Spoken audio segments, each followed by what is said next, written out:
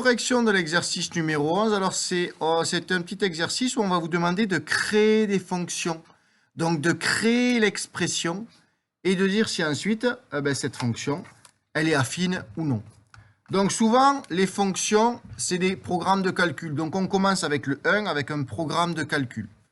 Donc, on sait qu'une fonction, c'est une boîte dans laquelle on donne x. La boîte fait un calcul et renvoie l'image de x, qui s'appelle f de x. Bon, donc là, on commence par le A, on vous dit la fonction qui a un nombre, donc le nombre, on va dire que c'est x, associe ce programme de calcul. Donc, on va faire ce programme de calcul avec x. Donc, je rappelle que programme de calcul, on écrit étape 1, étape 2, étape 3. Donc, nous, l'étape 1, c'est choisir un nombre. On va donc choisir quel nombre. Luciana a proposé 5. Comme beaucoup d'élèves qui ont pris des nombres au hasard, parce que c'est vrai, quand vous lisez choisir un nombre, non, nous, on nous dit que on doit choisir x, puisqu'on doit créer une expression. Donc, forcément, il faut qu'on ait un inconnu. Donc, le chiffre, le nombre qu'on va choisir, c'est x. On va lui ajouter 1. Donc, on va obtenir x plus 1. Et ensuite, on multiplie le tout par 3. Donc, on va faire x plus 1.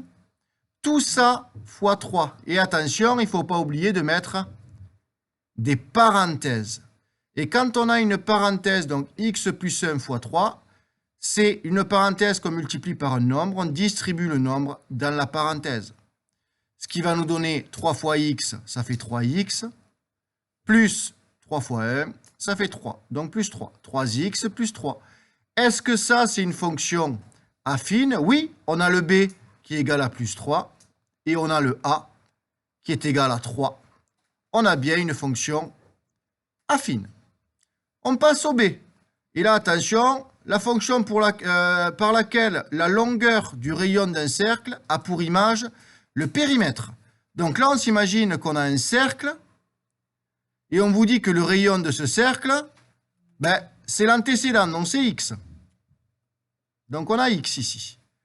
Donc, on sait qu'on a une fonction qui, au rayon, ici, va nous donner comme expression le périmètre. Et on sait que le périmètre d'un cercle, c'est pi fois 2 fois le rayon. Et le rayon, nous, on a dit que c'était x. Donc, c'est pi fois 2 fois x. Alors, quand on le voit comme ça, on se dit, c'est pas forcément une fonction affine. Ça, on aime bien enlever les fois et écrire ça 2πx.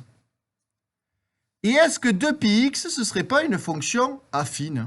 C'est bien sûr une fonction affine. Pourquoi? Parce que c'est une fonction de la forme ax plus b. Alors le plus b égale à 0, donc c'est juste ax. Donc c'est bien une fonction affine. On pourrait même aller plus loin, c'est une fonction linéaire. Mais comme les fonctions linéaires sont des fonctions affines, cette fonction est bien une fonction affine. On passe au c, et au c, c'est la même chose. C'est une fonction qui, au rayon d'un disque, associe l'expression de son aire. Et on sait que l'aire d'un disque, c'est pi fois le rayon au carré. Donc, ça fait pi fois x au carré. Si on devait l'écrire sans le signe fois, ça ferait pi x au carré. Et ça, est-ce que c'est une fonction affine? Quelqu'un que je nommerai pas, qui a toujours un manteau, mais là qu'il a enlevé, qui s'appelle Damien, nous a dit oui. Et sa voisine a dit non, ça ne peut pas être une fonction affine. Pourquoi? Parce qu'il y a eu x au carré. Donc non, ce n'est pas une fonction affine, c'est ce qu'on va appeler une fonction carrée. L'exercice 11 est terminé.